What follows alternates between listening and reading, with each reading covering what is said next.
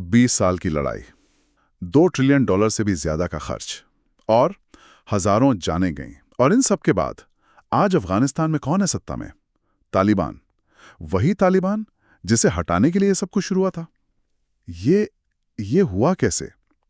ये कहानी कोई सीधी लाइन में नहीं चलती। इसमें दोस्ती है, धोखा है और बहुत बड़ी बड़ी रणनीतिक भूलें हैं। आज हमारे पास जो स्रोत हैं उनकी मदद से हम इसी उलझी हुई कहानी को परत दर परत खोलने की कोशिश करेंगे कि कैसे एक समय के दोस्त आज इस मुकाम पर खड़े हैं। और ये कहानी वाकई एक पहेली की तरह है। हमारे जो स्रोत है वो हमें 1950 के दशक से लेकर आज तक के सफर पर ले जाते हैं। हम सिर्फ ये नहीं देखेंगे कि क्या हुआ, बल्कि ये समझने की कोशिश करेंगे कि क्यों हुआ।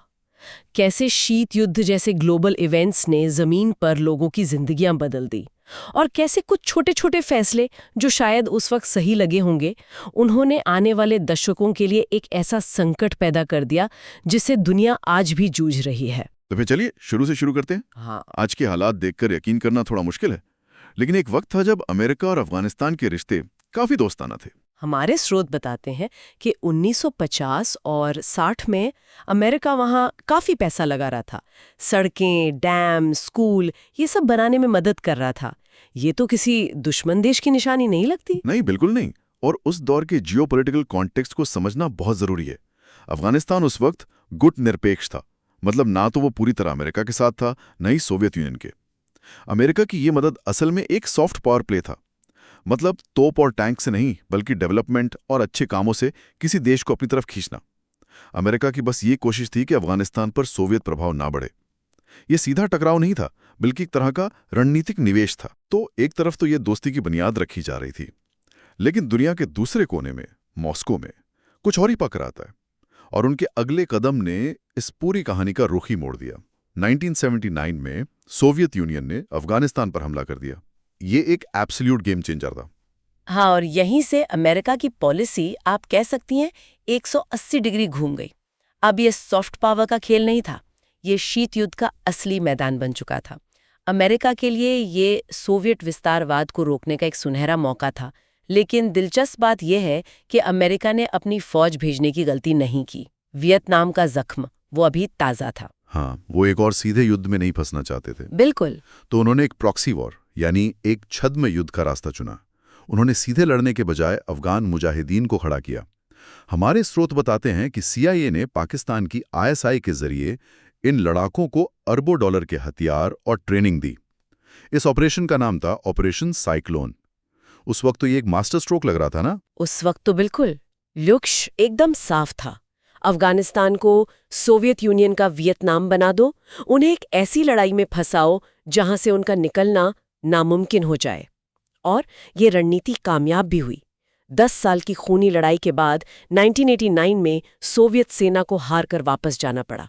वॉशिंगटन में जश्न का माहौल था। शीत युद्ध में ये एक बहुत बड़ी जीत थी।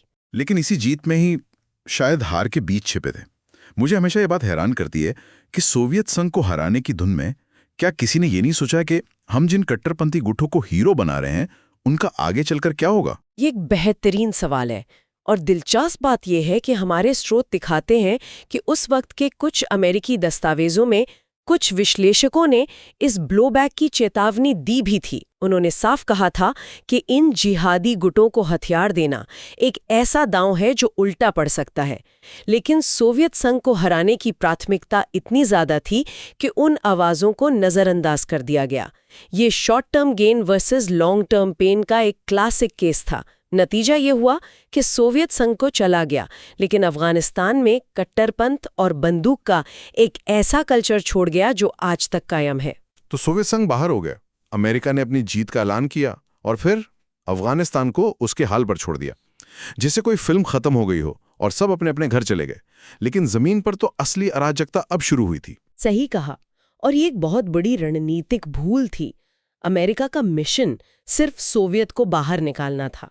उसके बाद वहां एक स्थिर सरकार बनाने का कोई प्लान, कोई विजन था ही नहीं। इस पावर वैक्यूम को, मतलब सत्ता के इस खालीपन को भरने के लिए वही मुजाहिदीन गुट जो कभी साथ मिलकर लड़ते थे, अब एक दूसरे के खून के प्यासे हो गए। देश एक भयानक गृह युद्ध में फंस गया। और इसी खून खराबे और अराजकता के बीच से एक नई और पहले से कहीं ज्यादा क्रूर ताकत का जन्म हुआ, तालिबान। 1994 में ये उभरे और सिर्फ 2 साल में 1996 तक इन्होंने काबुल पर कब्जा कर लिया। इन्होंने शरिया कानून का एक बेहद कठोर रूप लागू किया। लड़कियों के स्कूल जाने पर, महिलाओं के काम करने पर, सब पर पाबंदी लगा दी। और सबसे खतरनाक बात, उन्होंने अल-कायदा जैसे अंतर्राष्ट्रीय आतंकवादी संगठनों को अफगानिस्तान में खुली पनाह दे दी। ओसामा बिन लादेन उनका खास मेहमान बन गया। तो यहाँ देखिए विडंबना कितनी गहरी है। जिन मुजाहिदीनों की नर्सरी से तालिबान निकला, उन्हें कभी अमेरिका ने ही सोवियत के खिलाफ पाला पोसा था, और अब वही तालिबान अमेरिका के सबसे बड़े दुश्मन को पनाह दे रहा था। और फिर वो दिन आया जिसने दुनिया को हमेशा के लिए बदल दिया। 11 सितंबर 2001, अमेरिका की धरती पर इतिहास का सबसे बड़ा आतंकी हमला। जब पता चला कि इसका mastermind Osama bin Laden Afghanistan में है, तो अमेरिका ने तालिबान को एक सीधा अल्टीमेटम दिया, बिन लादेन को हमारे हवाले कर दो। और तालिबान ने मना कर दिया। इसके पीछे अक्सर पश्तूनों की मेहमान नवाजी की परंपरा, जिसे पश्तून वली कहते हैं, उसका हवाला दिया जाता है कि वे मेहमान को दुश्मन को नहीं सौंप सकते।